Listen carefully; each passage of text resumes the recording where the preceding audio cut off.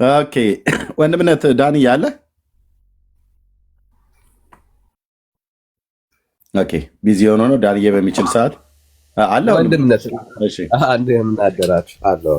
እሺ ሰላም በል ሰላም ብያለሁኝ ወገኖች ሁላችሁንም የጌታ ጸጋና ሰላም ይብዛላችሁ። ተባረኩልኝ አለው ወንድምነት ቴንክ ዩ ጸጋ ይብዛላችሁ። እሺ እግዚአብሔር እጅግ አድርገን እናመሰግናለን። ጌታ ይባረክ።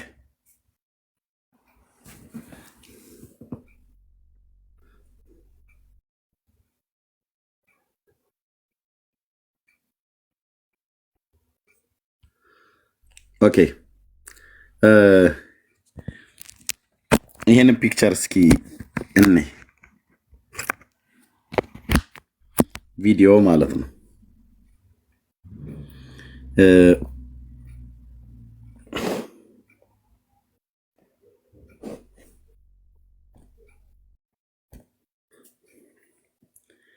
ኦኬ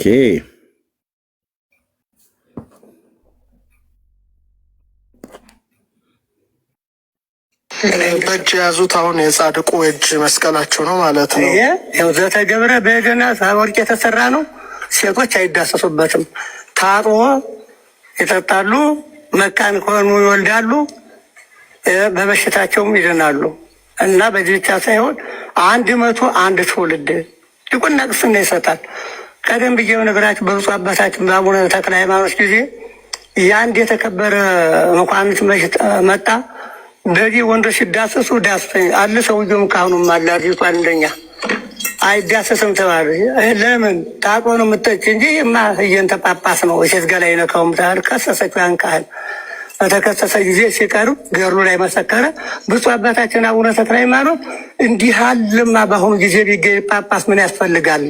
አሁን ጋዜጣው ቀን ያለ ይሄ እንዲሰራ ብለው ያዘዙበት ኩላ አለ። እና ይህ ከወርቅ የተሰራ ነው። ዘተገብረ በደና ማህራን አለ እንጂ የተሰራ በጥበበኞች የተባረከ በዚህ በእጅ የያዙት አሁን የጻድቁ እጅ መስቀላቸው ነው ማለት ነው። ይሄ ዘተገብረ በደና ከወርቅ የተሰራ ነው።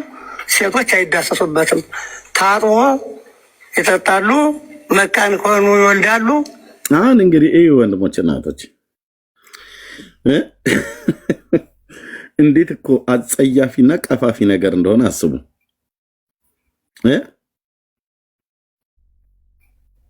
ሴቶች ታጥበው ይጠጡታል። መካን የሆኑ ሴቶች እንዲወልዱ የመስቀሉ ላይ ጭቅቅትን በደንብ አድርገው ያጥቡትና ይጠጣሉ። ይሄ መስቀል ሲይዘው የሚውለው ማን ነው? ያው እንደሱ አይነቱ ቄስ ማለት ነው። አፍንጫውን ሲወረጉርበት የአፉን ልጋግ ሲጠርግበት የሚውለውን ሁሉ እጁ ላይ ያለውን ቆሻሻ መስቀሉ ላይ ያርፋል። ያንን እጣቢ ትጠጡታላችሁ ብሎ ይላል። ለምን? ልጅ እንዲወልዱ። መካንን የሚያስወልድ ማን ነው?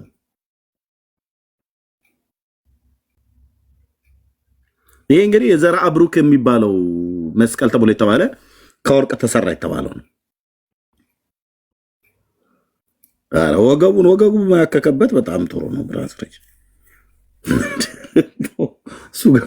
እሱ ጋር ሌላ ቦታ እዛ ድረስ ብዙ አትሄድ። ወገብ ማማከክ ምንም ሸጋ ቦታ ነው ብለህ ትላለህ።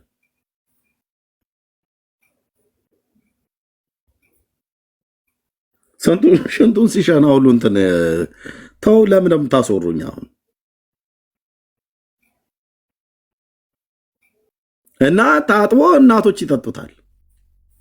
በተለይ ሴቶች መካን ይሆኑ። ሌላውን ልትሆን አሁን በጾሙ አታዞር።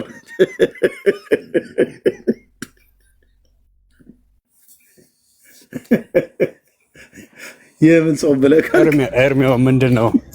እኔ ግን ከዚህ በኋላ ቤቴ ችግር አለበት ሪፖርት ተደረገብኝ እንዳልሰማይ እታች አንደኛው ማነው እኔ እንድሪያስ ነኝ ብሎ የሚለው ጀርባውን ያከከበት አላለ። ጀርባማ ምን በደጉ ጊዜ እኮ ቀረ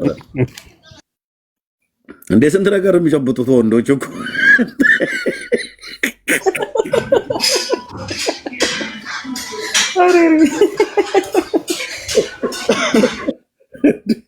እንዴ? ኧረ ተይ ተይ፣ ግን ይኸውልሽ ግድ የለሽም። ቀና ብለሽ እስቲ ዝም ብለሽ አስቢ። የመስቀል ጣቢ ጠጭና ተወልጃለች ተብለሽ ስትባይ ምንድን ማለት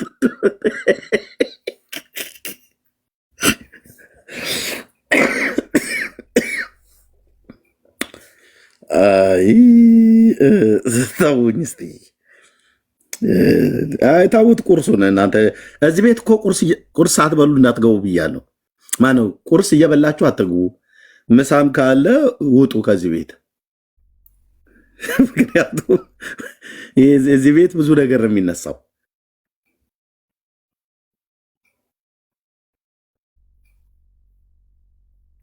እንዴ ዘጋኝ ሊያስመልሰኝ ነው ሊያጥወለውለኝ ነው የሚባል ነገር የለም። አስባችሁ ግቡበት። ያው የመስቀል ጭቅቅት ታጥቦ ይጠጡታል። አሁን በዚህ እጃቸው እሳቸው ስንት ነገር ነው የሚይዙት በቀን ውስጥ። እውነቴን እኮ ብዬ የምለው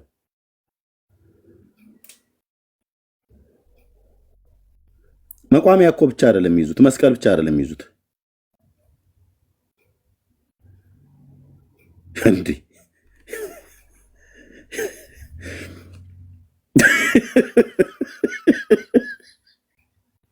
ኧረ ተው፣ እኔ ግፍ አታዞሩኝ፣ ግፍማ አታዞሩኝ። እንዴ ምን ሆነዋል አንቱዬ?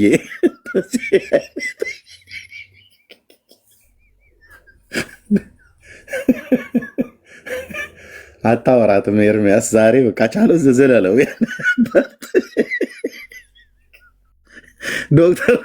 ዶክተር ሮዳስ ቁጭ ብሎ ይጠይቅልሃል እኮ ቁጭ ብሎ ማለት ነው።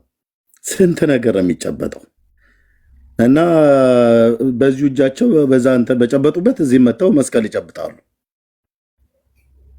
ያ በኋላ ደግሞ ታጥባችሁ ይታጠባል። ጠጡት ሴቶች።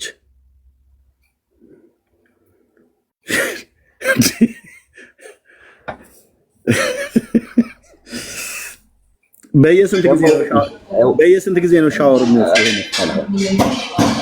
ኤርሚ ሁሌ ደግሞ ወንድ ሴቷን ብቻ መሀን የሚያረጓትስ ነገር ደግሞ የሚያስቀኝ፣ ለወንዱ መካንነት ለምን አያጠጡትም? ወንዱም እኮ መካን ነው ሊሆን ይችላል። ለሴቷ ብቻ ነው እንዴ?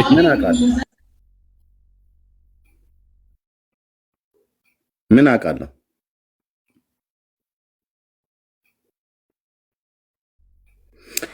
ኤኒዌይ አሁን ልጆችን መካንን የሚያስወልድ እናታችንን ሳራን፣ ርብቃን፣ የአብርሃም ሚስት ሳራን፣ የይስሐቅን ሚስት ርብቃን፣ የያዕቆብን ሚስት ሊያን፣ ማነው ራሔልን፣ የሳሙኤልን እናት ሐናን፣ እነዚህ ሁሉ መካኖች፣ የዘካርያስን ሚስት ኤልሳቤጥን፣ እነዚህን ሁሉ መካኖች ያስወለደ ማን ነው?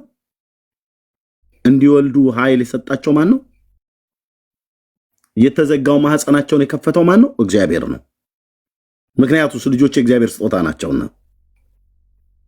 ኦኬ ከህግ ባላቸው ጋራ የሩካቤ ስጋ እንዲፈጽሙ እግዚአብሔር አቅም ኃይል ሰጥቷቸው እድሜያቸው ምን እንኳን የቱን ያህል ቢገፋ የመቶ ዓመት ሰው ሆኖ አብርሃም ልጁን ይስሐቅን የወለደው ወደ እናታችን ወደ ሳራ ገብቶ ከሷ ጋራ ህጋዊ የሆነ የሩካቤ ስጋ ፈጽመው ለመጸነስ በእምነት ኃይል አገኘች ይላል። አየ ለመጸነስ በእምነት ኃይል አገኘች። ለመጸነስ እኮ ከባሏ ጋራ የሩካቤ ስጋ መፈጸም አለባት። አዎ ያንን የሩካቤ ስጋ ደግሞ ኦልሬዲ ዴድ የሞተ ነው። ቅዱስ ጳውሎስ ሮሜ ላይ ሲጽፈው ምውት የሆነውን የራሱን ስጋና የሳራን ማህፀን ሳይደክም በእምነት ተመልክቶ ይላል። ኦልሬዲ እኮ ዴድ ሆኗል፣ በቃ ሞቷል። ምንም አይነት ነገር የ91 ዓመት አሮጊት የግብረ ስጋ ግንኙነት ለማድረግ ምንም አይነት ተነሳሽነት አይኖራትም። ኤርሚታው አይ ይሄማ የአምላኬ እግዚአብሔር ቃል ስለሚናገር እኮ ነው የምናገረው። ሮሜ 4 ላይ ማለት ነው። ምንም ምውት የሆነውን የራሱንና የሳራን ማህፀን ሳይደክም በእምነት እየተመለከተ ይላል። የተስፋን ቃል የሰጠው እንደሚፈጽም አጥብቆ እየተረዳ በእምነት በረታ እንጂ ባለማመን ምክንያት አልተጠራጠረም ይላል። ያው የቱ ጋ ነው?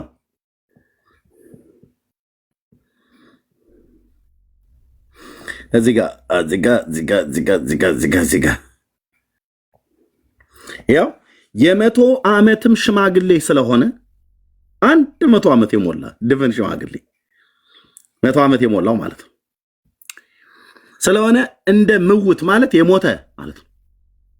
እንደ ምውት የሆነውን የራሱን ስጋና የሳራን ማህፀን ምውት የሞተ መሆኑን በእምነቱ ሳይደክም ተመለከተ ይላል። ኦኬ የሁለቱም ስጋቸው ሞቷል ሚንስ ለመጸነስም ይሁን ለማጸነስ አቅም እኮ ይጠይቃል። እውነትን ለመናገር ማለት ነው እንዴ ሩካቤ ስጋ እንኳን ለመፈጸም እኮ አቅም ይጠይቃል፣ ኃይል ይጠይቃል። ከጉልበት የሚወጣ ይወርሳል ብሎ የሚለው ቃል ጽድቁ ሲነገርማ ኩነኔ አታድርጉት። ኩነኔው ሲነገር ጽድቅ አታድርግ። ይሄ የጽድቅ መንገዱ ነው። የሩካቤ ስጋ እንኳን ለመፈጸም ኃይል ይጠይቃል። ኃይል ይጠይቃል። በእምነት ሳይደክም ተመለከተ ይላል። ለእግዚአብሔርም ክብርን እየሰጠ የተሰጠውንም ተስፋ ደግሞ ሊፈጽም እንዲችል አጥብቆ እየተረዳ በእምነት በረታ እንጂ ባለማመን ምክንያት በእግዚአብሔር ተስፋ ቃል አልተጠራጠረም ይላል። ሃሌሉያ።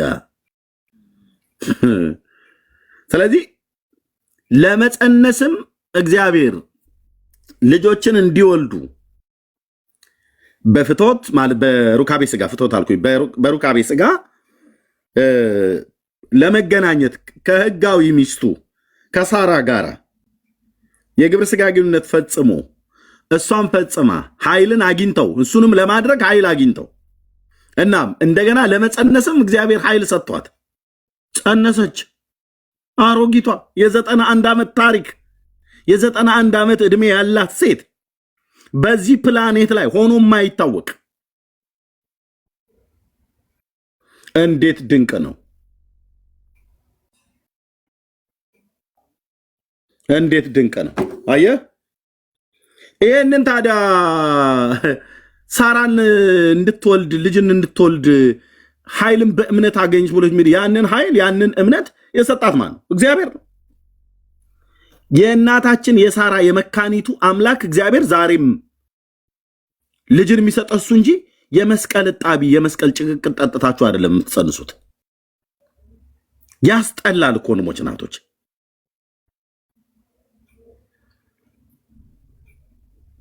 እጣቢ ጠጥታ እንትን ተዘፍዝፎላት እንትን ብላ ምናም ነገር ብሎ የሚል የለም። በቃ እግዚአብሔር ነው ልጅ የሚሰጥ። ልጆች የእግዚአብሔር ስጦታ ናቸው ተብሎ እንደተጻፈ እግዚአብሔር ነው ልጅን የሚሰጥ። እግዚአብሔር ሰጠ ማለት ነው። አሁን የኔ መስቀል ጣቢ ከጠጡ በኋላ ማን ነው ሊሰጠን ብለው የሚሉት? ዘራ አብሩክ። የዘራ አብሩክን የመስቀል ጣቢ ጠጥቼ ጸነስኩ ብላልትል ማለት ነው።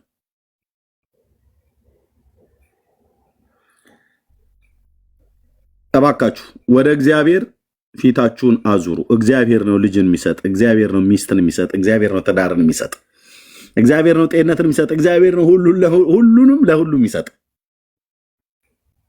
ሁሉንም ለሁሉ የሚሰጥ እና ከእንዲህ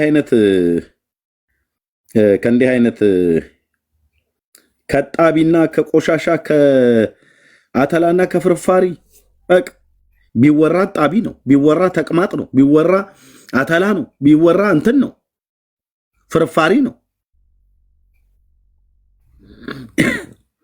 እዛኛው ዘራ ብሩክ መቃብሩ ጋር ሄደ የመቃብሩን አፈር ይልሃል። ደግሞ መስቀሉ ታጥቦ ይልሃል። ዞር ስትል ጸጉሩ ይልሃል። የሰውየው ምንም እኮ የቀረ ነገር የለም። የዘራ ብሩክ የሚባለው ሰውዬ ጥፍሩ ለድነት የዘላለምን ሕይወት ይሰጣል ይልሃል።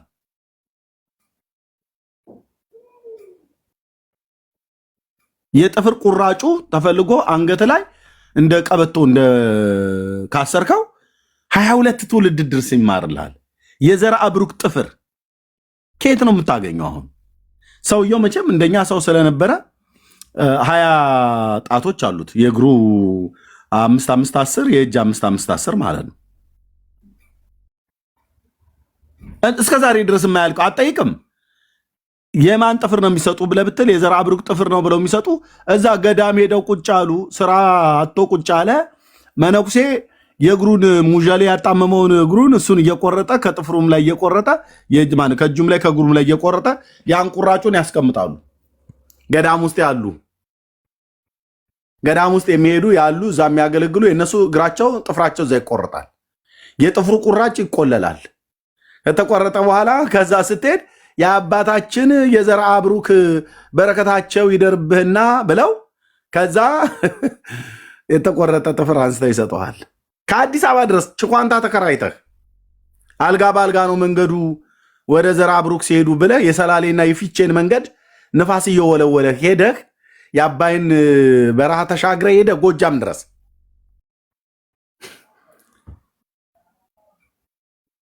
ይዘህ የምትመጣው ምንድነው? ጥፍር።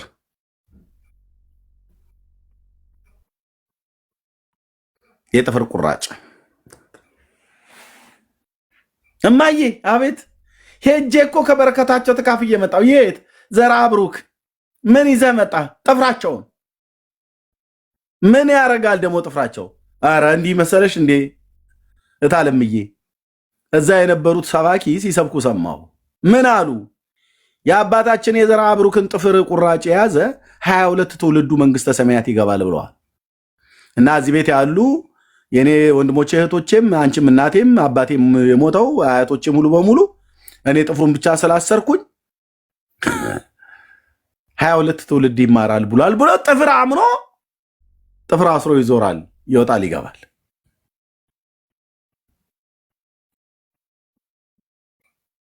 አቤቱ ጌታዬ፣ አቤቱ ጌታዬ። ለዚህ ትውልድ ኢየሱስ ጌታ ነው ብለህ ስትል አይኑን ያጉረጠርጣል፣ ይሰድብሃል፣ ይረግመሃል።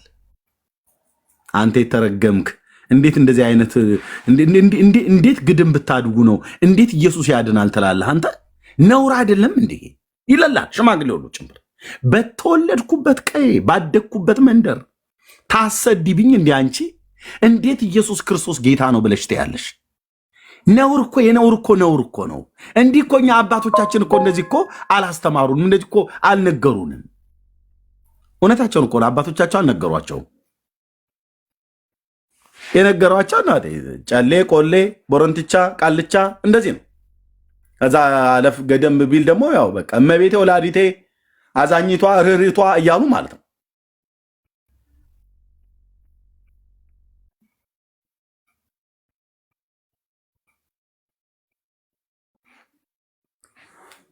ስለዚህ እጣቢ በመጠጣት እህትዬ ለምን በብርጭቆ አይደለም በጋን ለምን ስጠጫ ዘመንሽን ቁጥር የመስቀል እጣቢ የእግር እጣቢም እንዳደፉበት ተብሏል እኮ ይጠጣል።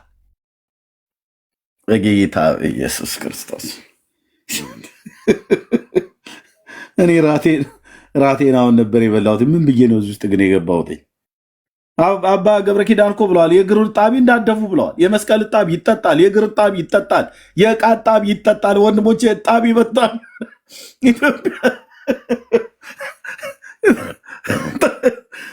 ድርሳነ መድኃኒዓለም ስታነበው የጋን እጣቢ ይላል። የድስትና የጋን እጣቢ። የድስቱ እንኳን እንደ ምናልባት ያው ወጥም ስለሚሰራበት እጣቢ። አባ ገብረ ኪዳን የእግር እጣቢ። አሁን የምታዩት የመስቀል እጣቢ።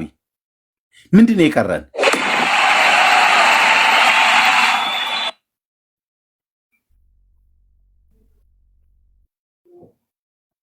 ምንድን ነው የቀረው? የምን እጣቢ ነው የቀረው?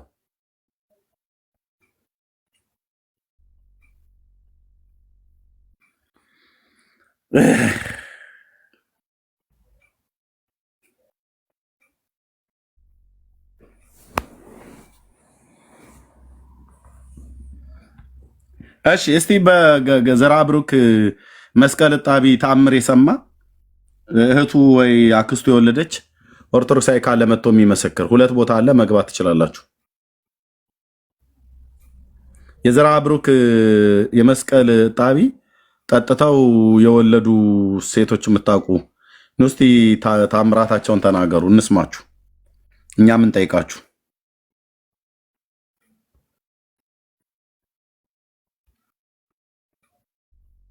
ኦርቶዶክሳውያን ብቻ የሆኑ ይላኩልኝ ፕሊስ። ከገስት ላይ ወረዱ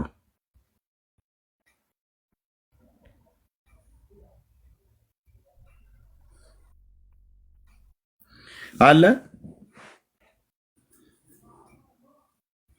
ይህን ታምራቱን ሊናገር የሚችል አይቻለሁ እኔ። ታምሩን የመስቀሉን ጣቢ ጠጥታ መንታ ስትወልድ አውቃለሁ፣ ወይ አንድ ስትወልድም አውቃለሁ፣ ይሄ መጽሐፍ ቅዱሳዊ ነው ብሎ ሊመሰክር የሚችል የዘራ ብሩክን የመስቀል ጣቢ ጠጥታ የወለደች ሴት የሚያውቅ የሚመሰክር ካለ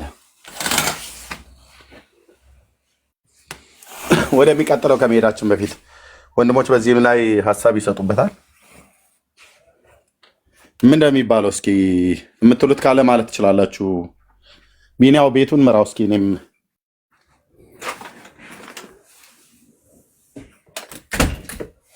ቤኒ እሺ፣ ዳኒ ያለ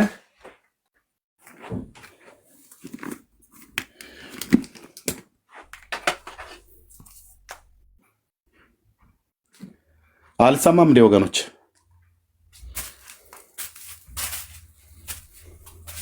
ትሰማለህ ኤርሚ? እሺ ሰው የምትለው ነገር ካለ ማለት ትችላለህ። ያ እኔ በመጀመሪያ የሕክምናውንም ፓርት ነው መንካት የምፈልገው። መካንነቱን ሁሉ ጊዜ ከሴት ጋር ማያያዝ በራሱ እኛ ማህበረሰብ ላይ ያለ ችግር ነው። ስለዚህ አሁን የእሳቸውም አንደኛው እና ዶክተር ተብዬውም ያው ፒኤችዲ ያለኝ ነው የሚለው የእሱም ችግር እሱ ነው። እስቲ እና ለወንዱ መካንስ ለምን አያጠጡትም? ሁለተኛ በዚች ቤተክርስቲያን ስፔሻል በዚህ በኦርቶዶክስ ቤተክርስቲያን ውስጥ ያለው ለሴቶች ያላት ቦታና ስፍራ በጣም የሚያሳይ ነው። ንቀትም ጭምር የሚያሳይ ነው።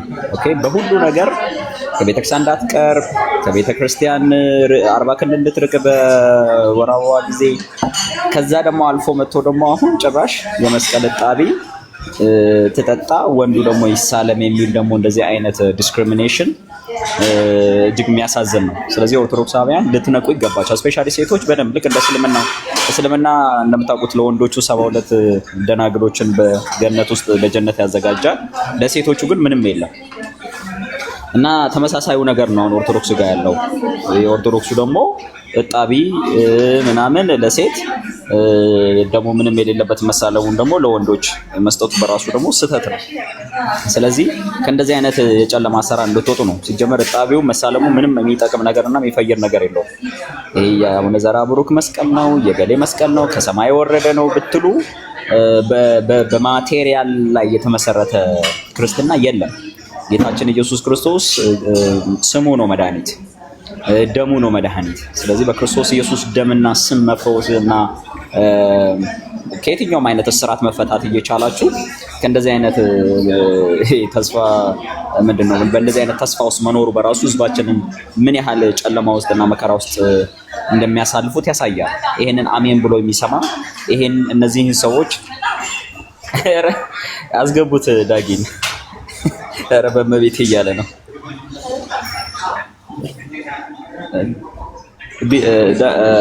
ኤርሚ ያስገባው አመለጠ። አንተ የጣቢው ጉዳይ ደና በጣም ፈኒ ፓርት ነበረና ዌልከም ዳጊ። ሶ ምንላችሁ ምንድነው መካንነትን ሁሉ ጊዜ ከሴት ጋር ታያይዙት። ኦኬ በዚህም በዛም ሳይድ ስላለ መጠጣት ካለባቸው ሁለቱንም አጠጧቸው። ቄሱ እዛ ራሱ ሮዳስንም ሁሉንም አጠጧቸው። ራሱ ሮዳስ እሱ እንዲሳለብ የእሱ ሚስት ደግሞ ጣቤ እንድትጠጣ መሆን የለበትም። እንደዚህ አይነት ነገር ፌር አይደለም። ስለዚህ ይሄንን አቁሙ ነው የምንለው። ኤርሚ ያንን እንትኑ ብናይ ደግሞ አሪፍ ነበረ። ይሄ ጥምጣም የጠመጠመ ሰውዬ ጥሩ ዘቤ ማረኝ የሚያስብል ቆንጆዬ ተረት ለቆልናልና ዩዘር አለሽ ዩዘር 1085 አይ ቲንክ ታፕታፕ ያደረገችውን አላስወርዷት። እሺ ያው እኔ ጋር ነው ይዛለ። ኦኬ ያ እሺ ዳጊ ይቀጥል። ሰላም በለንና እሺ ሰላም ወገኖች እንዴት ናችሁ? ሁላችሁም ያለው በጣም ያመለጠኝ ነገር እንዳለ ይሰማኛል። የሰማችሁ ነበር አሁን ስገባ ማለት ነው። እና ምንድን ነው ያመለጠኝ ነገር ካለ እንደ አንድ ሰው ብሪፍ ቢያደርግልኝ ደስ ይለኛል። እስከዛው ሰው ኃይሌ ኃይሌ ገብረ ስላሴ ኃይሌ ኃይሌ ኃይሌ አንተ ይሄ ነበር ያመለጠ። ኃይሌ ካመለጠማ አትይዘውም። እሺ ሰልዬ፣ ቢኒ፣ አሞፄ፣ ዳኒዬ፣ ጆኒዬ፣ ባሚዬ፣ ኤርሚዬ ታች ያላችሁ ሁሉዬ እንዴት ናችሁ? ጌታ ይባርካችሁ። ወዳችኋለሁ። አይ ዶንት ኖ እንግዲህ ልስማችሁ ምንድን እንደተወራ አልሰማሁኝም። ምንድን ነው ኤርሚ? እጣቢ ነው።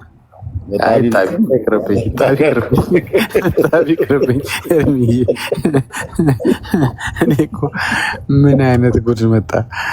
አይ እጣቢ አጠላ አጠላ ምናምን ጭስ መቼም አይጠፋም።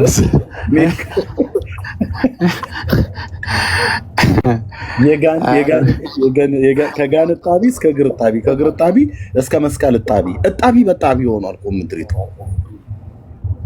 መተጣጠም እንደ ሙስሊም አበዙ ነገር በኢየሱስ ክርስቶስ። በጣም እኔ እኮ እውነት በጣም ነው እኮ ሾክ የሚያደርግ። እንዴት አባላና ፈርፋ አሁንም እየፈሰሱ ነው አብሮ አንዴ የመጨረሻ እንጂ የመጨረሻ ሶሪያ ወንዞች አብሮ እየፈሰሱ አይ እስኪ ልስማቸው ነው።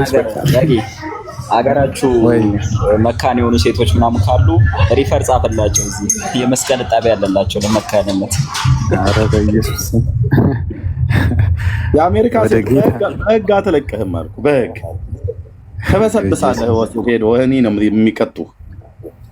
ይሄ ሰው ዲስሬስፔክት ማድረግ ነው ተብሎ ይሄ መጨረሻ እንዲህ አይነት ቆሻሻ ነገር በፍጹም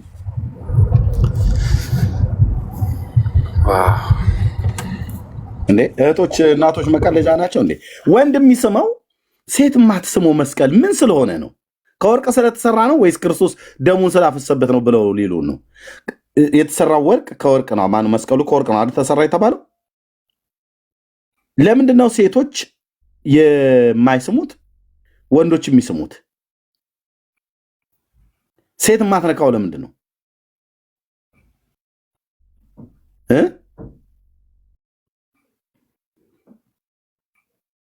ወንዶች እስኪ መልሱ። ሴቶች የማይሰሙት ለምንድን ነው? እሱ ነገር በጾታ ሆነ እንደ ኤርሚዬ እንዴ! በጣም እኮ የሚገርመው በእውነት አንዴ ያሰማው እስቲ ቪዲዮውን ታች። አሁን አዲስ የገቡም ስላሉ ይስሙትና ወደ ቀጣዩ እንሄዳለን። አቤት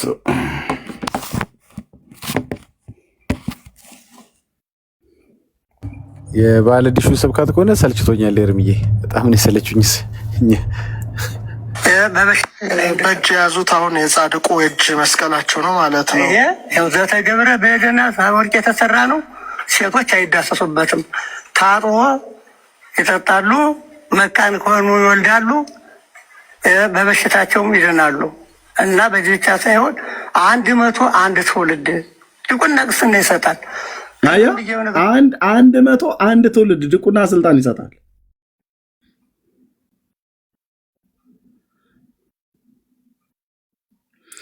ሴቶች የማይስሙት ወንዶች ብቻ እንዲስሙት የተደረገው ለምንድን ነው ነው ጥያቄው።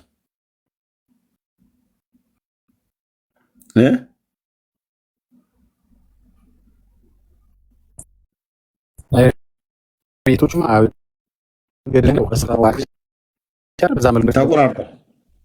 ዳጊ ያስፈልጋት ምን ነበር እሱ ገድል በምራቋ ድርሳነ ዑራኤል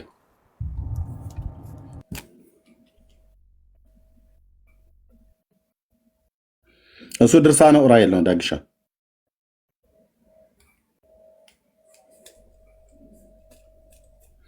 ለእናቶቻችሁ ለእህቶቻችሁ ተናገሩ ወንድሞች፣ ከእንዲህ አይነት አጸያፊ ነገር እንዲጠበቁ።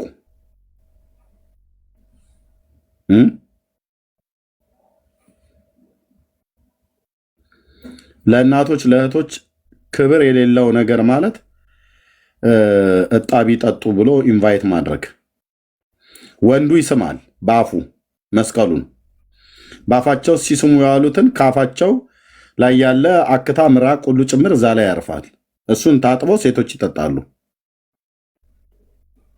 ያው በሃይማኖቱ ቤት ሴት እኮ እርኩስ ነች ነው ብለው የሚሉት። እግዚአብሔር ምሕረት ያርግላችሁ።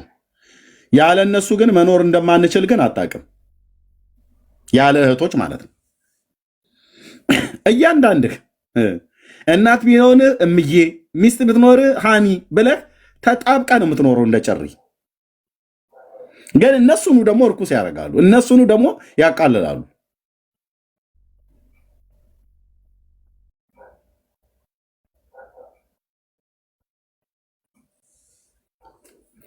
እና ከእንዲህ አይነት እግዚአብሔር ነው ልጅን የሚሰጥ። እጣቢ በመጠጣት ልጅን አታገኙ። ይሄን ነው የምንነግራችሁ። በዚህ ጉዳይ ላይ ማንም አይገባም። እንዴ ዳጊ ለምንድን ነው እኛን ሰው እያታንሳቸው ብለህ ያልከው? ማን ነበሩ ስማቸው ታውቃቸዋለህ? ባለ ጥምጣሙ ሰውዬ አባዲሽ ናቸው። አባዲሽ እንትናቸው ነው ጭንቅላታቸው ላይ የተቆለለውን ነው እንትን ብለህ ማን እውነተኛ ስማቸው? በእርግጥ ማንም ስማቸውን የነገረኝ የለም። ኤርሚ እስካሁን ድረስ ቆሞስንም ጠይቂያቸው ነበር፣ እሳቸውም አላወቋቸውም። አዲስ መናፍቅ ናቸው አሉ።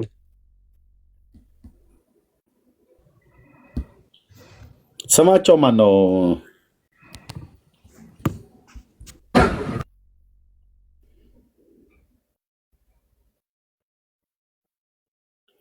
ማን ነው ስማቸው? ሶል አዲሱ ሰውዬ ማርያም ሰው ስላሴን ክዶ ማርያምን እንኳን ካልካደ መንግስተ ሰማያት ይገባል ብሎ ሲሉ የነበሩት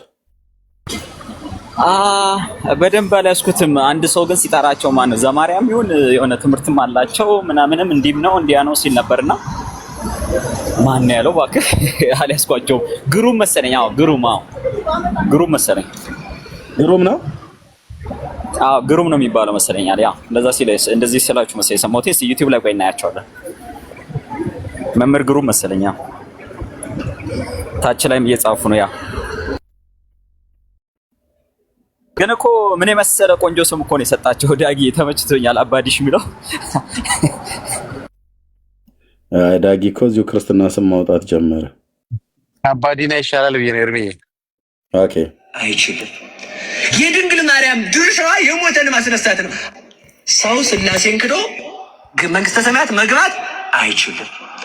የድንግል ማርያም ድርሻዋ የሞተን ማስነሳት ነው።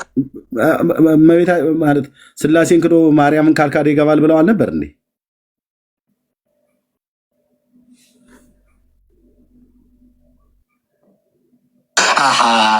ድንግል ማርያም ስትሆን የሞተን አታስነሳም ልትል ነው መናፍቅ አይደል? ጳውሎስ አላስነሳም፣ ጴጥሮስ አላስነሳም፣ አስነስቷል። ጴጥሮስ እና ጳውሎስ ከሚያስነሱት በላይ ለእነሱ ሃይማኖትን የወለደች ድንግል ማርያም ሙት ብታስነሳ ይደንቃል። በሉ በሙት ንገሩኝ እንጂ የት አለ? ዝም ብሎ ማቅጣጣ አይደለም። የት አለ? ቅዱስ ጳውሎስና እነ ጴጥሮስ ሙት ማስነሳታቸው በመጽሐፍ ቅዱስ ላይ ተጽፏል። እሷ ሙት አስነሳች ብሎ የሚል የት አለ የተጻፈው? የት አለ? መናፍቃን ግማሽ ፓርታቸው ነው የሚታየው ምናምን ነገር ብላ እንደዚህ እዚህ ጋር ታይተዋል። ምንፍቅና እየመነፈቁ የት አለ? የቱ ጋር የተጻፈው? አባዲሽ ነው ማን ያላችኋቸው? እኔ ስማቸውን በትክክል ስላልያዝኩ ነው። ወይስ አባ እንኳን አይደሉም፣ ጠምጥመዋል። አይ ቲንክ ነው ቢጫ ስለለበሱ ነው አባ ያላችኋቸው።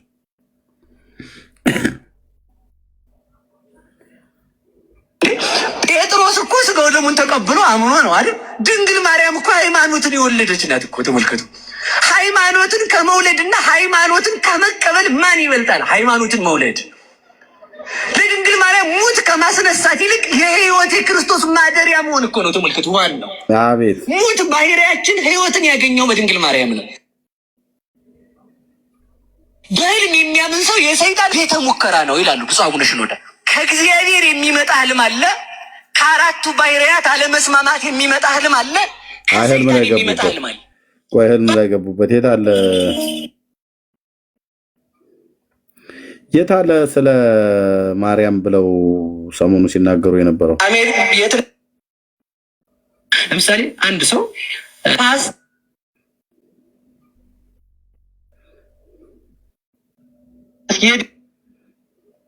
እኔ ሻሹ እየከበዳቸው ይመስለኛል ብዙ ነገር።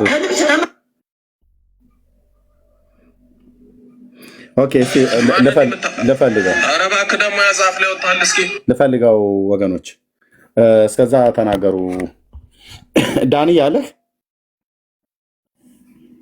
ልክ ይላል ኤርሚ ልክ ይላል። ኦኬ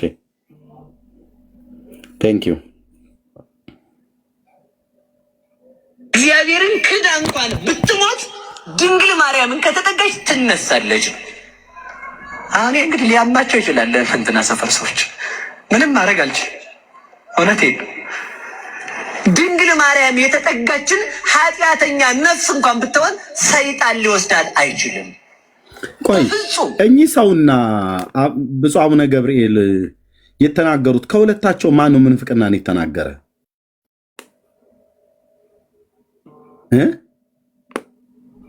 ማን ነው ምንፍቅናን የተናገረ? ዳጊ ኔትወርክ ቀይ ነው። ዳጊ የጋንንቱን ነው። እሺ 6 ሰዓትና 1 ሰዓት ላይ ያሉትና የጋንንቱን ነው ኤርሚ ላክለሱ። ብፁዕ አቡነ ገብርኤል ማርያም ቤዛዊተ ኩሉ ዓለም ብለው በማለታቸው ከሊቅ እስከ ደቂቅ ከባልቴቱ እስከ ሊቃውንቱ የተባሉት ወጥተው ሰደቧቸው እና እሳቸው የተናገሩት ምንፍቅና ነው ተብሎ ነው ወጥተው የተሰደቡት።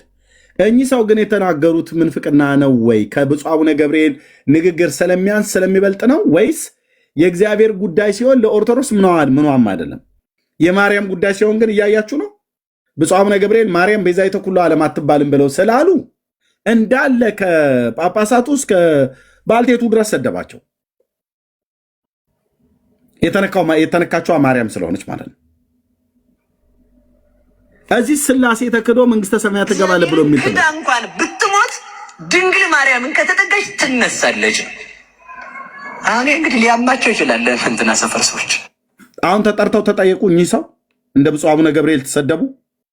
የግድ ይሰደቡ እያልን አይደለም፣ ግን ተሰደቡ። አሁን በቲክቶክ ላይ ያሉት ኦርቶዶክሳውያን በዚህ ጉዳይ ላይ ምን አሉ ሰምታችኋል? እኔ ስላልሰማሁ ነው። ሰምታችኋል? በዚህ ጉዳይ ላይ ሲያወሩ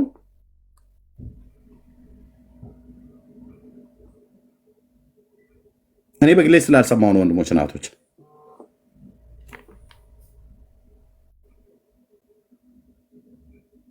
ዝም ነው አይደል ያሉት?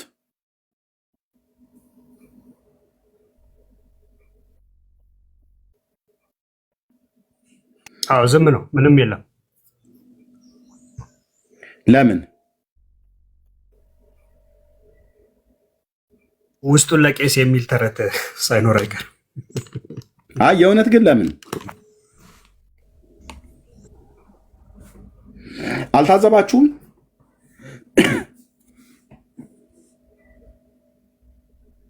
እኚህ ስላሴ ተክዶ እንኳን ማርያም ካልተካደች ፈጣሪ ተክዶ ፍጡር ካልተካደ መንግስተ ሰማያት ይገባል ብለው አሉ። እኛኛው ግን ብፁዕ አቡነ ገብርኤል ግን ማርያም ቤዛዊተ ኩሉ ዓለም አትባልም ብለው ስላሉ ግን አገር ምድሩ ተነስቶ ወረፋቸው፣ ሰደባቸው። በቋንቋቸው፣ በብሔራቸው፣ በዘራቸው ሁሉ ጭምር አብጠለጠሏቸው። ከፍ ዝቅ አድርገው ይሄ ኦሮሞ ምናም ነገር እያሉ ያመጣላቸውን ሁሉ ተናገሩ። ዩቲዩብ ላይ ጭምር ያሉ ትልልቅ መምህራን ማለት ነው።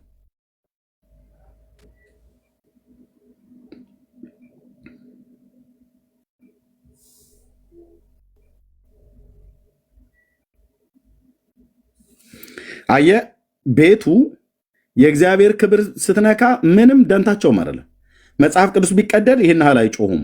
አይተናቸዋል፣ ቼክ አድርገናል። ራሳቸውም ጴንጤው መጽሐፍ ቅዱሱ ሲቀደድበት ለምን ሙስሊምን አልተናገረም አሉ። ለምን እነሱ አልተናገሩም? እኛ ተናግረናል። እነሱ ለምን አልተናገሩም? መጽሐፍ ቅዱስ አይመለከታቸውም። ስዕል ሲቀደድ ያብዳሉ። መጽሐፍ ቅዱስ ሲቀደድ ደንታቸው አይደለም። ማርያም ተሰደበች ብለው ሳትሰደብ ቤዛ አትባልም ተብሎ ስለተባለ አበዱ። እግዚአብሔር ግን እንደዚህ ተክዶ ፈጣሪ ተክዶ ፍጡርን አምኖ ሰው መንግስተ ሰማያት ይገባል ተብሎ ሲባሉ ዝም አሉ። ይሄ ነው እንግዲህ ወንድሞች፣ ሚዛናቸው ይሄ ነው። አስተምሮታቸው ይሄ ነው።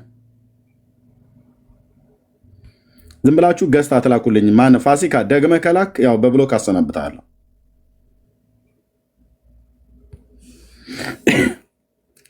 እና እንደዚህ አይነት ነገር ነው ያለው። ዳጊ ኔትወርክ እኮ እምቢ አለ።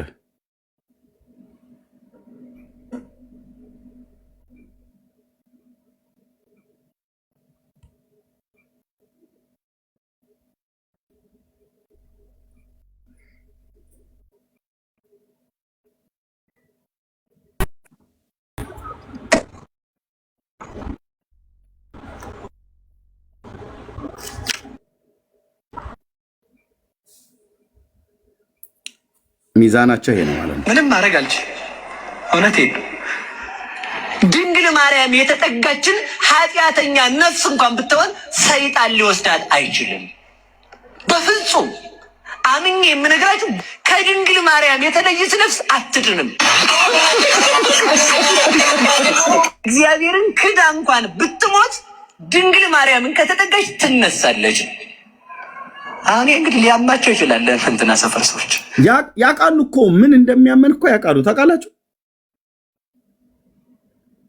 ምን እንደሚያመን ምን ነገር ሲነካ እንደማይሆንልን ያውቃሉ። የእግዚአብሔር ነገር ሲነካ እንደሚያመን ያውቃሉ።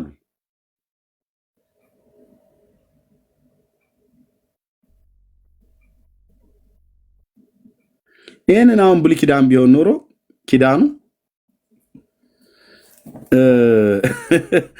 እግዚአብሔርን ሰድቧልና የሙሴ ሕግ ዘዳግም ተጠቅሶ ይሄ ሻሽ ከጭንቅላቱ ላይ ይወልቃል፣ የድንጋይ አረር ነበር ላዩ ላይ የሚወርድበት ማለት ነው። እንደ ጥቁር እባብ ጭንቅላቱን ፈጥፍጠው ነበር የሚገሉት ብሉይ ኪዳን ላይ ቢሆን ኖሮ። ምክንያቱም እግዚአብሔርን የሰደበው እግዚአብሔርን የሰደበ ከሕዝቡ መካከል ተለይቶ ይጥፋ ብሎ በሚለው አምላካዊ ቃል መሰረት አልኩ እኮ ይጨፈላልቁት ነበር፣ ጭንቅላቱን ፈጥፍጠው ነበር የሚገሉት። ገና አዲስ ኪዳን ላይ ነው። የምሕረት ዘመን ነው። የምሕረት ዘመን ነው። እንደፈለገ ሰው ያናፋል፣ ግን በፍርድ ቀን ግን መልስ ይሰጡበታል። ስለዚህ አሁን ፍጥረቱ ምን እያሉ ነው የሚያስተምሩት?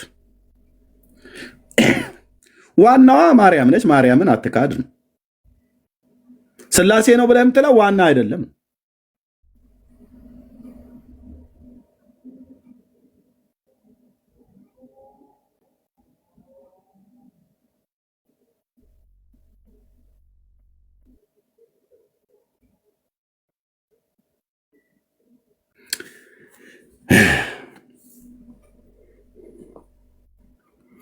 እሺ እኔ አስተያየታቸውን ለምን ዝም አሉ? ኤርሚ ትሰማለህ? አዎ ትሰማለህ ዳግሻ? እኔ አዲስ ቪዲዮ የለጠፍኩት አለ። እሱ ላይ ምን አሉ መሰል፣ አዲሱ ደግሞ ሰውዬ ያለ ማርያም እግዚአብሔርን ማመን ራሱ አይቻልም አሉ። ማመን ተመልከት እንግዲህ በብሉይ ኪዳን በጠቅላላ እሱን አምነው ጽድቅ ሆኖ የተቆጠረላቸው ሰዎች ሁሉ ውሃ በላቸው ማለት ነው። እንደሳቸው አባባል አይተዋል። ቪዲዮውን አንድ ከቻልክ ክፈተው። ሁለተኛ ደግሞ አብንም ማየት አይቻልም ብለዋል ያለ ማርያም። እንዴ በማርያምስ ቢሆን አብን ያየ ሰው አለ እንዴ? ማየት ይቻላል እንዴ? ይሄ ራሱ በጣም ብትሰማው ቪዲዮ በጣም ይገርማል። የእኚህ ሰውዬ ምንፍቅና የሚያስንቅ ነው። እኚህ ደግሞ ያወሩት ገረማችሁ እንዴ ብለው ነገር ይመስላል። ስማውማ ድንግል ማርያም ማምላክ በሌለችበት ድንግል ማርያም በሌለችበት አብን ማየት አይቻልም። እንዴት ሆነ? ድንግል ማርያም በሌለችበት ወልድን መመልከት፣ ወልድን መከተል፣ ኢየሱስ ክርስቶስን ማመን አይቻልም። ድንግል ማርያም በሌለችበት መንፈስ ቅዱስን መታደል መስጠት አይቻልም። እዚህ ጋር ያሉትን ተመልከት። ድንግል ማርያም በሌለችበት አብን ማየት አይቻልም አሉ። ባለችበት አብን ማየት ይቻላል ማለት ነው። አብን ያየ ሰውስ አለ እንዴ? አብንስ ማየት ይቻላል? የለም። አንደኛ። ሁለተኛም ቀጥሎ የተናገሩትን ተመልከተው። ማመንም ነው ያሉት። አንዴ ደግመህ ስማውና እኔ ከዚህ በኋላ አላወራም። ቪዲዮን ቀጥሉት። ማምላክ በሌለችበት ድንግል ማርያም በሌለችበት አብን ማየት አይቻልም። ድንግል ማርያም በሌለችበት ወልድን መመልከት፣ ወልድን መከተል፣ ኢየሱስ ክርስቶስን ማመን አይቻልም።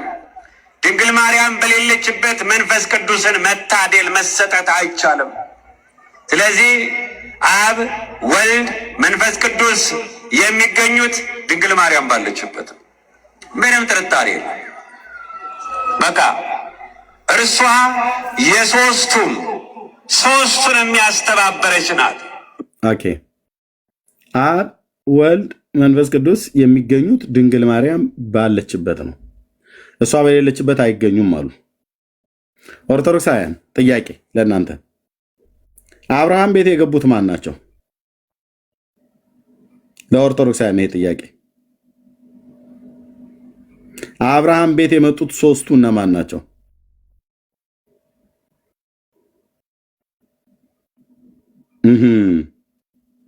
አብርሃም ቤት ስላሴን ያስተባበረችው እሷ ናት ያሉትንም አትርሳ ኤርሚዬ። አዎ ቆይ፣ ማስተባበሩም ላይ እሷ አንድነቱንም እሷ ብቻ እንግዲህ በየፈርጅ ያስቀመጠችው። አብርሃም ቤት ማን ናቸው ገቡ ብላችሁ መጽሐፉ አይልም። በእርግጥ ማን ነው ገቡ ብላችሁ ስትሉ የነበረችው ኦርቶዶክሳውያን? ስላሴ ገቡ አብርሃም ቤት ትሉ ይል እንዴ? ታዲያ አብርሃም ቤት አብ ወልድ መንፈስ ቅዱስ ስላሴ ከገቡ ማርያም በዛ ነበረች እንዴ? ምክንያቱም ድንግል ማርያም በሌለችበት አብ ወልድ መንፈስ ቅዱስ አይገኙም ብላችኋል። ነበረችው የአብርሃም ቤት?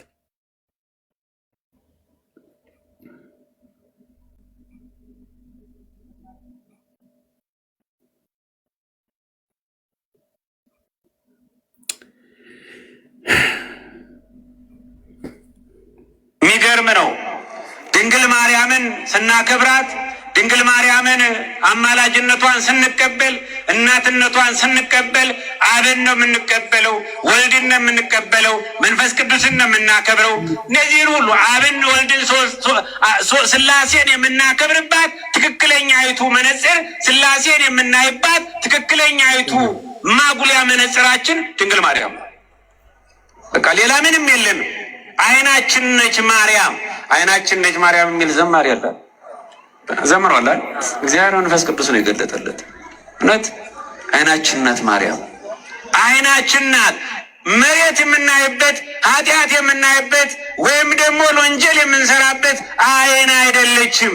ጽድቅ የምናይባት፣ እውነት የምንመለከትባት፣ ስላሴን የምናይባት፣ ስላሴን የምናምንባት ድንግል ማርያም፣ ቅዱሳንን የምናይባት፣ መስቀሉን የምናምንባት፣ ኢየሱስ ክርስቶስን አምላክነቱን ተገልጦ ያየንባት እውነተኛይቱ አይናችን ድንግል ማርያም ናት።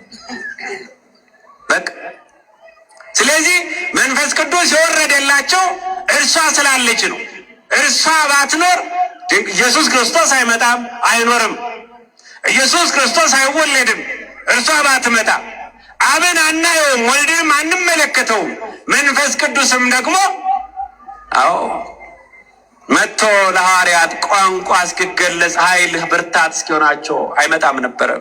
ቤተ ክርስቲያን ከድንግል ማርያም ማህፀን ውስጥ ነበረች። እንግዲህ ታቸው አሁን በእርግጥ ተጠርተው ሁለተኛ እንደዚህ አይነት ውሸት እንዳይለመደውት ተብለው ተመክረዋል። ታውቃለህ አይደል ዳጊ? ከብፁዕ አቡነ ገብርኤል ጋር ብፁዕ አቡነ ፊልጶስ ይባላሉ። ብፁዕ አቡነ ገብርኤልና ብፁዕ አቡነ በርናባስ እና እኚህ ብፁዕ አቡነ ፊልጶስ ሁለተኛ እንዲህ አይነት ቀደዳ እንዳይለመደውት ተብለው ተገስጸዋል። በቅዱስ ሲኖዶስ በተባለው ማለት ነው። የምን ውሸት ነው? ማይክራፎን አፎት ላይ ሲይዙ እንደፈለገውት ነው እንደሚያወሩት። ምን ሆነው ነው ብፁዕነቶ ተብለው ምክር ተሰጥቷቸዋል። ምክር ተሰጥቷቸዋል። ሲጎነጩ ነው ይመስለኛል። እነዚህ ዝም ብለው ያልሆነ አንድ ጥቅስ አልጠቀሱ። አይናችን ነች፣ አይናችን ስለሆነች አይናችን ነች ይላል እንዴ!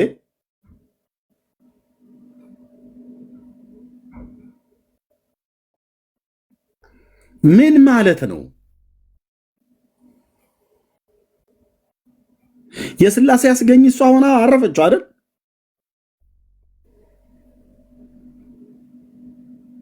አይናችን ሆና በአጉሊ መነጥር አይናችን እንደምናየው አይናችን ከየት ነው ያመጡት? አይናችን ነች ብሎ የሚሉትን ትምህርት ከየትኛው ሐዋርያ ነው ማርያም አይናችን ነች ብሎ የሚል ትምህርት ያስተማረው?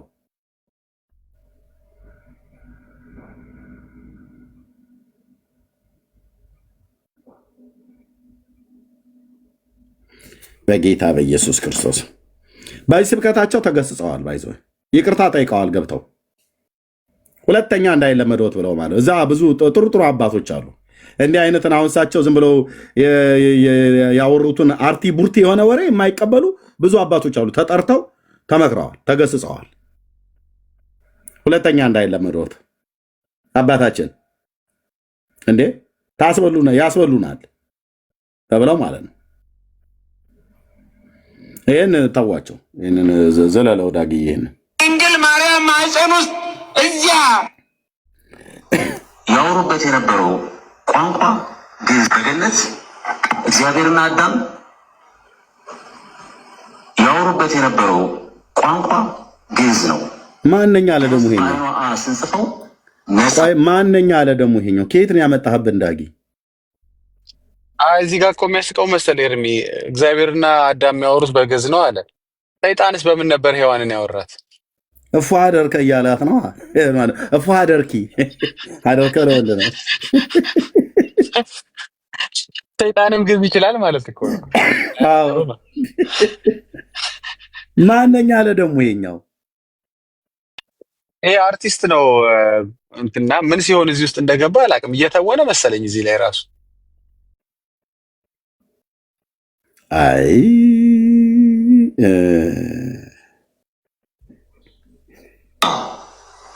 ያልተበረሰ ያልተረገመ በባቢሎን ዘመን እንኳን ቋንቋዎች ሲረገሙ ያልተረገመ ነፃ የነፃ ሀገር ህዝቦች ቋንቋ ግዕዝ ነው። ምንም አይነት የትኛውም ሀገር ቋንቋዎችን ብትመለከቱ 5 የድምፅ ንብረት ነው ያለው። ግዕዝ 7 የድምፅ ንብረት ያለው የቋንቋዎች ሁሉ መነሻ መጀመሪያ ግዕዝ ነው። በገነት በቃ ሁሉም ተነስቶ የሚቀልድብን ሆኗል ማለት ነው። ኮሜዲያኑና አርቲስቱ ሁሉ እኔ እኮ የገረመኝ መሰለኝ ድምፅ ንብረት አለው ሲል እኮ በጣም ያሳቀኝ። መቼ አፈራው ነው ብዬ ነው። መቼ አፈራው ንብረት ነው ምን አውቃለሁ ነው ከቤተሰብ በውርስ ያገኘው ንብረት ነው። እንዴት ያልታታ ምን አውቃለሁ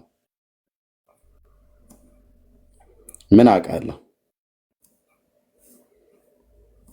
ኦኬ የዚህኛው ያባ የመምህር ግሩም ብላችሁ ያላችሁት አንድ የቅርቡ ቪዲዮ ላይ አንድ እግዚአብሔር እንድንለይ ይፈልጋሉ። ከአንድ ያሬዳዊ ዜማ ወጥተን ዘፋኝ እንድንሆን ይፈልጋሉ። ከክርስቶስ ጋርና ደም ወጥተን በእህል ብቻ እንድንኖር ይፈልጋሉ። ከቤተ ክርስቲያን ወጥተን እነሱ ጋር አዳራሽ እንድንቀላቀል ይፈልጋሉ። ስለዚህ የፈለገ ነገር ይሁን መንገዳችንን አንለቅም። እስኪ በሉላችሁ መንገዳችንን በሉ በቦቴ ንገሩኝ። ምን አንልም። በአዲስ ዘመን ከጉንዳን ተምረን መንገዳችንን አንለቅም ነው እያልኳቸው ያሉት። እስኪ ጥያቄ ልጠይቃችሁ። ለምንድን ነው የኛ መንገድ መስመር ያጣው? ለምንድነው መስመር ያጣው? መንገዳችን መስመር አላጣም። ትዳሩ መስመር አላጣም። ክህነቱ መስመር አላጣም። መስመር አጥቷል። ተመልከቱ። 1 ግራም ተወላለይ ጉንዳን በእነሱ እግር ተረግጦ መንገድ ባራ። ኤርሚ ግን አስተውልሃል? አንድ ጥቅስ የለም። አንድ ጥቅስ ሰው ምን ይፈልጋል መሰለህ? በዚህ ሰዓት ላይ በዚህ ሰዓት ላይ ሐዋርያ ከሌ እንዳለው ማርቆስ ላይ እንደተጻፈው ዮሐንስ ላይ አንደኛ ዮሐንስ ላይ እንድትለው ነው ይፈልገው። ሰው የሆነ ጠጠር ያለ ነገር መብላት ይፈልጋል። ተረት ነው ያጠግቡት። በቃ ጠዋት ይነሳሉ፣ አንዱ ቆንጆ ተረት ይዞ ይመጣል፣ አጠገበውት ይወርዳሉ። እንዴት የሁሉ ሰዓት እየተናገሩ አንድ ጥቅስ እንኳን አለ ያደረጉ። በቃ ተረት ነው። በቃ ተረት ፉከራ፣ ተረት ፉከራ። ራሱን መስዋዕት አድርጎ ቤተክርስቲያን የክርስቶስን ቤዛነት፣ አዳኝነት፣ ሊቀ ካህን መሆኑ ራሱን መስዋዕት አድርጎ ሰዎች እንዲታረቁበት አድርጓል ብለን ታስተምራለች ቤተክርስቲያን፣ ወይም እናስተምራለን። አንዳንድ ሰዎች ግን ይህንን እምነትና ይህንን ትምህርት የእሷ አይደለም ብለው በውጭም በውስጥም ሲነሳሱ እናያለን። ይህን ነገር እንዴት ይመለከቱታል? ጥሩ ጥያቄ ነው። ያው ጥያቄውን አሁን ስንዘው እንግዲህ ከእንትን እንውጣ፣ ከዚህ ከጸብ ከነገር ሰንጣቂነት ወተን መሆን አለበት። ጥያቄ ሲነሳ ሁሉም የየራሱን ጠበቃ ሊያቆም ስለሚችል ማለት ነው። እኛ እያልን ያለን አሁን ከውጭም ሆነው ከውስጥም ሆነው ቀን አመቻችተው የሚነሱ ሰዎች እንደ ምን አይተው ነው በምን እይታ ተነሱ የሚለው ጥያቄ ነው። ይህንን እኔ በዝንጀሮ አምሳል ወስጄ ጨርሰዋለሁ ማለት ነው። ዝንጀሮ መቼም የከተማ ሰው ላያውቀው ይችላል እና ዝንጀሮ ሴት ስትወልድ በአደባባይ ነው የምታሳድገው። ማለት ባሏም እያየ ጎረቤቶቿም እያዩ ታሳድገዋለች። ሴት ልጅ ስትወልድ ማለት ነው።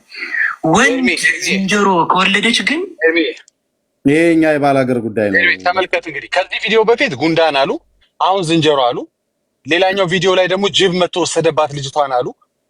ተመልከት ብቻ ተረት ከርከሮ ቢሆን ተረት፣ ስብከት ቢሆን ተረት። ኦርቶዶክሳኖች ምንድን ነው የሚሰማችሁ ግን? እስኪ አንድ አባት እንኳን ዲፔንድ የሚያደርግላችሁ እምነቱን የሚያስረዳ የሆነ ቆምጠጥ ያለ ነገር አለ አይደለ እንዴ? እሺ አሁን ሌላ ደግሞ ብትሄድ ደግሞ ተኩላ ይለዋል፣ ድኩላ ይለዋል።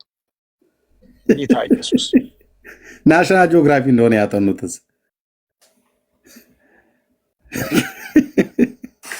አባትዮ ወንዱ ዝንጀሮ ይፈልገዋል መብሎ ሚስቴ ሊቀማኝ ነው ማለት ነው። ስለሚፈልገው እሷ ለምን እንደፈለገችው ባናቅም ግን ሳስበው እኔ ነኝ ሳስበው ወይ ለባለነት ፈልገው ሊሆን ይችላል ብዬ አስባለሁ። እሳቸው ዝንጀሮ ስለሆኑ ማለት ሳስበው ብለዋሉ። እንዴት የዝንጀሮ ሀሳብ አሰቡ? እርሶ ምን ያገናኘዎታል ከዝንጀሮ ጋር?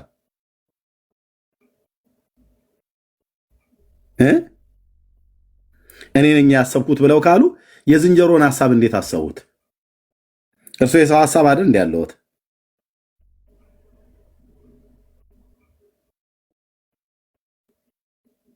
ለምን እንደዚህ እንድናስብ ያደርጉናል? እርሶ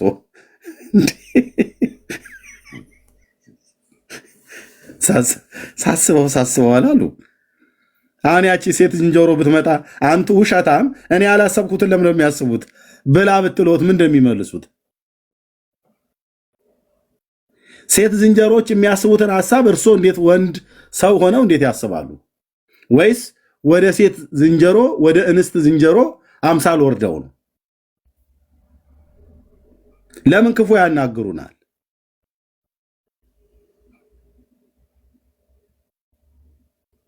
ኦኬ፣ የተረት መጨረሻው ይሄ ነው። በዚያውም ላይ ደግሞ ልጇ ሊሆን ይችላል ነው ባጭሩ። በዚህ ነው ያዘው እና ምን ይደረጋል? ዝንጀሮዋ ጥበበኛ ናት። ከጥበበኛነቱ የተነሳ ያንን ወንዱን ዝንጀሮ በሆዷ ይዛ ነው የምታሳድገው። ደብቃ ታሳድገዋለች። ትንሽ ከፍ ካለ መሮጥ ካለመደ በኋላ ትተዋዋለች። ከዛም በኋላ ወንዱ ግመር ወይም ግመሬ ይባላል በገጠር ቋንቋ፣ ትልቁ ዝንጀሮ ማለት ነው። የዝንጀሮዎቹ አላፊ ዛጋ ያሉ ለአንዷ ቀጠና አላፊ ገዢ ይሆናል። የዝንጀሮ ማለቃ ስላለው ማለት ነው። እና የዛ ቀጠና ገዢ ዝንጀሮ ያንኛውን ህፃኑ ዝንጀሮ ያሳድደዋል። እና ብዙ ጊዜ ካሜራ ላይ ምን ላይም ለከተማ ሰው በካሜራ ስለሚያውቅ ነው ዝንጀሮች ይበታተናሉ። በተለይ ህፃናቶቹ ወዳና ወዲህ ሆነው እናያቸዋለን። ሊበሉ ብቻ አይደለም፣ ወንዶች ዝንጀሮ ከትልቁ ከወንዱ ዝንጀሮ እየሸሹ ለምን እንዳይገላቸው። ይህ ዝንጀሮ አባቱን የሚገጥምበት አንድ ቀን አለ። ትልቁ ችግር እሱ እና እየሸሸ ሆዱን እየሞላ ከእናቱ እየጠባ ከአባቱ እየተደበቀ ይኖራል። ምን ቀን ሊገጥመው ይችላል? አባቱ ሮብ ነው፣ ዓርብ ነው፣ ሐሙስ ነው ነው የሚል አሁን ሰው መቼም ተረክ ሲል ገዘፍ ሲል እንደዛ ነው የሚችለው። እና አንድ ጥበብ አለው ዝንጀሮ። አባቱን ትልቁን ዝንጀሮ መጋጠም የሚጀምረው አባቱ ዱካ የሚባል አለ። ኮቲ ወይንም የጫማችን እግር አፈር ላይ አርፎ ሲሄድ የሚፈርመው ማለት ነው። እና ያንን እየፈረመ ትልቁ ግመሬ እየተራመደ ሲሄድ ትንሹ ያ ሲሳደድ የነበረ ዝንጀሮ እየሄደ ያችን ዱካ ይለካታል። እግሩ ከአባቴ እኩል ሆነ አልሆነም፣ ከአባቴ እኩል ሆነ አልሆነም ይለካል። ከአባቱ እኩል ሲሆን አባቱን ይገጥመዋል። መናፍቃን የሚያደርጉት ይሄንን ነው። ከውጭ ሆነው መዋጋት ሲሳናቸው ውስጥ ይገቡና ልክ ሊቃውንት አባቶቻችን ይላሉ፣ የኔታ በረከታቸው ይድረሰንና እሳቸውም ይናገራሉ ብዙ ጊዜና ክህደት ማነው ተማሪ ክህደቱን የሚገልጠው ጉባኤ ሲይዝ ነው። ተማሪ እያለ ክህደቱ አይታወቅም። ሊቅነቱም ክህደቱም ምንፍቅናውም የሚታወቀው መናፍቅ ከሆነ ምንፍቅናው የሚታወቀው ጉባኤ ሲይዝ ነው። ለምን ሲያስተምር ማንም የለብኝ ሲል ዓላማውን ይገልጣል። እኩል መገዳደር ሲችል ማለት ነው። እና በዚህ የተነሳ ምንድነው ለማለት የፈለግኩት መናፍቃን ከውጭ ሆነው መዋጋት ሲሳናቸው ከውስጥ ሆነው እኛ ጋር ይገባሉ። ልክ ሊቃውንቱ እንደሚተረጉሙት እንደነ ዲያድርስ መዝገብ ቤት የተቀመጠውን እየተማሩ ከጉባኤ ቤት እየተማሩ የክህደቱን በጎን ከዕቃ ቤት እያጠና ያስቀምጥ ነበር ይላል ዲያድርስ። እያጠና ምንድነው ያደረገው? ጉባኤ መትከል ወደ ጵጵስናው ሲመጣ ክህደቱን በአደባባይ መስበክ ጀመረ ማለት ነው፣ እንደነ ሊሆን። ስለዚህ ምንድነው በአጭር ቃል ለማለት የፈለግኩት መናፍቃን በውስጥ ገብተው የቤተ ክርስቲያንን ስስ ጎኗን፣ ጠንካራ ጎኗን እና ደካማ ጎኗን አይተው እናሸንፋታለን አናሸንፋትም ብለው ለክተው የሚነሱበት ቀን አለ። እኛውም ማይረግ ላይ ቢሆንም እንደውም ሊቃውንት አባቶቻችን አሉ ዲያብሎስ ከፍ አለ ማረግ ላይ ያስቀመጠው እግዚአብሔር ከዚያ በኋላ ከከፍታም ቢሆን አንተም እንደ ዲያብሎስ ከካድከኝ አወርድሃለሁ ነው። ስለዚህ ከፍ አለ ማይረግ ላይ ያለ ሰው እንኳን ቢሆን ከፍታው ላይ ሆኖ ከካደ ይወጣል ከማይበሩ ነው። ስለዚህ ይህንን ተረድተን ሁላችንም ከቤተክርስቲያናችን ጎን መቆም አለብን። እሺ እንግዲህ ለዚህ ተረታቸው ምንድነው የምንመልስላቸው? አንድ የሳቸው አይነት ሌላ ተረታም እናት አሉ። እሳቸው የመለሱትን መልስ እንመልስላቸው። እሱን እናሰማለን። አሁን ለእሳቸው ወሬ ለዚህ ወሬ ምንድነው ብለን የምንመልሰው? እንደዚህ ብለው እስኪ መልሱላቸው። እኚህማ ሆይ አንቱዬ እስኪ ኑ ይምጡ። የታሉ? የቱ ጋር ነበሩ?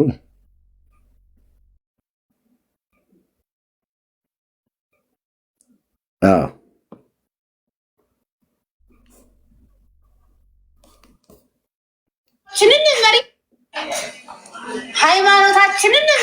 ሃይማኖታችንን መሬት ምንም የሌላት አደፍ ምንም የሌላት ጉድፍ ጨረሳት እየሸረሸረ መናፍቅ ጎርፍ ብለዋል።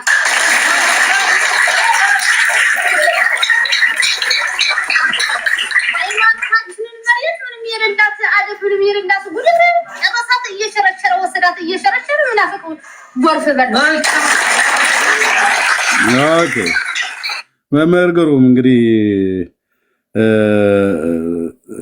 መበለቲቱ እማሆይ እንዲህ ብላለች። ማን ነው እንዲህ ብለዋል? እንዲህ አሉ። እንደዚህ ብለዋል። ሃይማኖታችንን መሬት ምንም የሌላት አደፍ ምንም የሌላት ጉድፍ እየሸረሸረ ወሰዳት መናፍቅ ጎርፍ። ይሄ ማለት ምን ማለት? ተሸርሽረናል፣ አልቀናል። እኛ በደንብ እኮ ነው የሚገባ ብራዘርዬ። ውሃውን ጠጥተን ያደግነው አልቀናል። መናፍቅ ጨረሰን እየሸረሸረ ወሰደን እያሉ ገና እናንተም ትመጣላችሁ ማለት ነው። በምን ተሸረሸራችሁ? ምንም የሌላት አደፍ ምንም የሌላት ጉድፍ ነው ያሉት።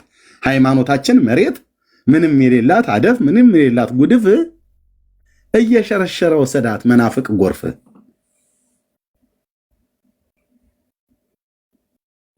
ጉባኤ ቃና ነው ምንድነው? ይሄ ምንድን የሚባለው? ለምን የተሸረሸራችሁት? የናቃችሁት መናፍቅ ብላችሁ የምትሉት እንዴት እየሸረሸረ ይወስድባችኋል?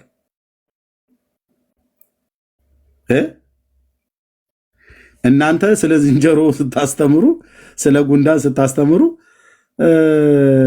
ወገኔ ወንጌል እያስተማረ ማለት ነው። እንኳንም ወሰድን። እኛ ወደ እግዚአብሔር መንግስት ሰዎችን እንጠራለን፣ እናንተ ግን ወደ እምነት ተቋም ትጠራላችሁ። መጽሐፍ ቅዱሳችሁን አንብቡ። አንተ ትውልድ የምንነግራችሁ እዚህ ላላችሁ መጽሐፍ ቅዱሳችሁን አንብቡ። የጌታ የእግዚአብሔር ፍቅር በልጁ በክርስቶስ ኢየሱስ በኩል ተገልጧል። በእርሱ የሚያምን ሁሉ የዘላለም ሕይወት እንዲኖረው እግዚአብሔር ልጁን ወደዚህ ዓለም ልኮልሃል። በቃ እግዚአብሔር አብ አባቱ የላከውን ልጁን ኢየሱስ ክርስቶስን የሚሰማ እና በስሙ የሚያምን የኃጢአቱን ይቅርታ ያገኛል፣ ከዘላለም ፍርድ ይድናል፣ የእግዚአብሔር ልጅ ተብሎ ይጠራል። ይህንን እውነት ግን ረግጬ ይሄዳለሁ ብለህ በጉንዳና በዝንጀሮ በዱር እንስሶች እንግዲህ እሳቸውም አይ ቲንክ እንደኔ የገጠር ሰው ናቸው ይመስለኛል። የገጠር ሰው አብዛኛው ቢህሉን የሚናገረው በእንስሳ እያስመሰለ ነው በእርግጥ እና እኔም ይህን ጉዳይ ስናገር ሰምታችሁ ታውቃላችሁ። ከዚህ በፊት የዝንጀሮ ሰርግ የሚመስል ነገር አለ። በተለይ እኔ የተወለድኩበት አካባቢ አንድ ጋሽ እልፍነህ የምንለው ሰው ነበር፣ እልፍነህ ለማ የምንለው ሰው ነበርና እሳቸው በጣም ስለ ዝንጀሮ ግጥም በጣም ነበር ይነግሩ የነበሩ። ደግሞ ቤታቸውም የነበረው ዝንጀሮች ያሉበት አካባቢ ነው። በጣም የዝንጀሮ መንጋ የነበረበት አካባቢ ላይ ነው ቤታቸውን ሰርተው የነበሩት እና ምንም በቃ ሽንኩርት ተክለው አይበቅልም፣ ቢበቅልም ይበሉታል። እሳቸው ወደ ገበያ ወደሆነ ቦታ ላይ ዞር ካሉ እንዳለ ከጫካው ወጥተው እዛው ለዝንጀሮቹ መኖሪያ አካባቢ ቅርብ ነበር ቤታቸው። የእውነት ቅርብ ነበር። ቀይ አጭር ናቸው። በጣም ነበር የሚያስቁን እና ሄደን እስቲ ጋሽ እልፍነህ እስኪ ንገሩን ብለን እንላቸዋለን ስለ ዝንጀሮ ማለት ነው። እና ምንትስ በእንትስ ብሮ ልጄን እድራለሁ አቶ እልፍነህ ጓሮ እያለች ዝንጀሮ ልጆቿን በእኔ ግቢ ነው የምትድረው ብለው ይላሉ። ባቄላ ተዘርቶ፣ ስንዴ ተዘርቶ፣ በቆሎ እሸት ተዘርቶ በቃ እንዳለ መጥቶ የዝንጀሮ ቡድን ግመሬ የተባለው አሁን እሳቸው ያሉት የጎበዝ አለቃ እንደሚባለው አለቃው ማለት ነው፣ መሪው ማለት ነው። የዛ የመንጋው መሪ ባለበት ይመጣሉ። እንዳለ ጓሮ ውስጥ ያለውን ጥንቅሽ የለ በቆሎ፣ ሽንኩርት የለ ድንች ያለው ቲማቲም የለ በሙሉ ነቃቅለው ቤት ከፍተው ምናምን ነገር ሁሉ ያደርጋሉ። እና በቃ ከዛ ደግሞ አንዱ አንዱን እየነጠቀ ሲበላ ድብድብ ይነሳል። እና እሳቸው እንደዚህ እያሉ ሲተርቱልን ነበርና መምህር ግሩም አሁን የዝንጀሮ ግመሬ ምናምን ነገር ብሎ ያለውን የገጠሩም ሰው ያውቀዋል። አይ ቲንክ ነዳጊ እንኳን ብዙ በዚህ ጉዳይ ላይ አያርፉም ይመስለኛል ከተሜዎች ስለሆኑ። ለእኛ ተዉት። የዝንጀሮና የጉንዳኑን የምናምን የቀበሮና የጃርቱን ነገር ካነሱት እኔን የሚገባኝ አለ ማለት ነው።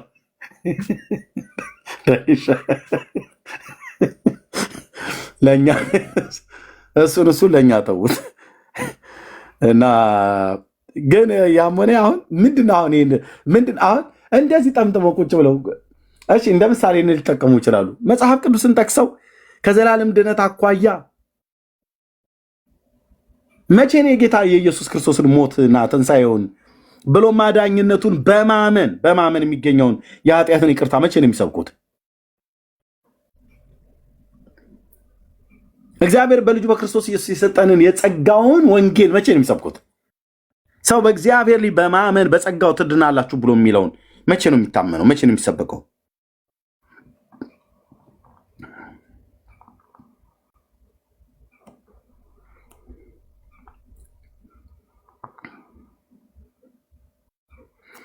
እና ወደሚቀጥለው እንሄዳለን። እሺ ማን ጠብቀህ ነበረ? ሰላም፣ አመሰግናለሁ። የት ቤተ እምነት ነው? ቤተ እምነት የለኝም አባቴ። ነታችሁ ረድ ቴንክ ዩ። እሺ ጸጋ ይብዛልህ። ቤተ እምነት የለህም ግን ልጠይቅልህ እጅ እስኪዝል ድረስ ትጽፍ ነበረ። ቤተ እምነት ይኑርህ እንጂ መጀመሪያ። ኦኬ ጸጋ ይብዛላችሁ ወገኖች። ወደሚቀጥለው ወደ ሌላ የምናነሳው ነገር ካለ ማንሳት እንችላለን። እንደዚህ አይነት ቪዲዮዎች አንድ ማዕት ነው ያሉት። ግን እኔ ትዝብቴ ምንድን ነው በተለይ የብፁዕ አቡነ ገብርኤል ንግግር ላይ ያን ያህል ተጮሆባቸው ማርያምን ሰደብክ ተብለው ማለት ነው።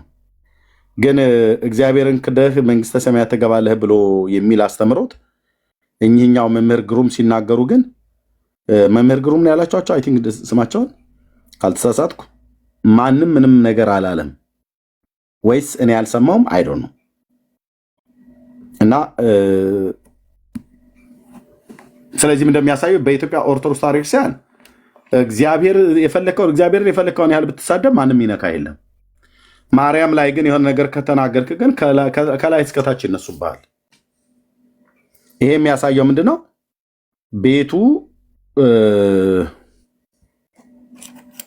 በቤት ውስጥ አለቃው ወይ ደግሞ ራስ ማርያም እንጂ ክርስቶስ አይደለም ማለት ነው። ሰምታችኋል? የሰማችሁ ሰዎች አላችሁ? እንዴት እንደዚህ አይነት ትምህርት ይሰጣል ተብሎ እንደው በደንብ አጭሆት ሰምታችሁ ታውቃላችሁ? እዚህ ሶሻል ሚዲያ ላይ በዚህ ጉዳይ አብዛኛው እኔ ጋር ሌሊት ሆኖ በምተኛበት ሰዓት ላይ ነው ኢትዮጵያ ያሉ ላይቭ የሚገቡት። የሰማ ሰው የለም አይደል? አዎ የለም። የብፁዕ አቡነ ገብርኤልን ያህል ጮኋል። ይሄ ነገር አልጮኸም። ለምን? የተነካው እግዚአብሔር ነው። የእግዚአብሔር ጉዳይ ምንም ችግር የለውም። እንደፈለክ ብለህ ብትል ምንም ችግር የለም በኦርቶዶክስ። የማርያም ጉዳይ ግን ከሆነ ከሊቅ እስከ ደቂቅ ነው የሚነሱብህ። ታዘቡ። ከዚህ በፊትም ያለውን እዩ፣ ከዚህም በኋላ የሚነሳውን እዩ እና ይህ ነው የምንለው። ጸጋ ይብዛላችሁ። ቢኒ አለህ?